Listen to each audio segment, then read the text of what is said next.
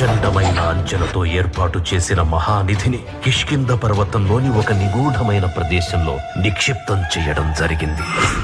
అనంతరం విద్యారణ్య స్వామి తన వల్ల స్వేచ్ఛను పొందిన ఆటవిక మనుషులతో ఒక రహస్య సమావేశం ఏర్పాటు చేశారు.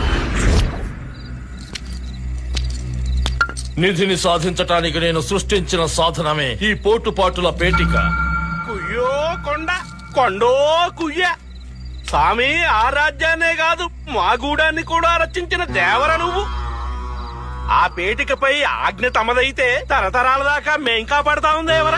మంచిది నాయన, ఈ పోటుపాటుల పేటికను మీ కొండదేవర సంరక్షణలో ఉంచండి. అట్టాగే దేవర.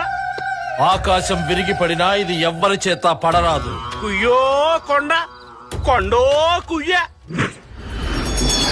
ఆ పిమ్మట విజయనగర ప్రభుత్వంలోని కీలకమైన వ్యక్తులతో మరొక సమావేశం ఏర్పాటు చేశారు విద్యారణ్య స్వామి.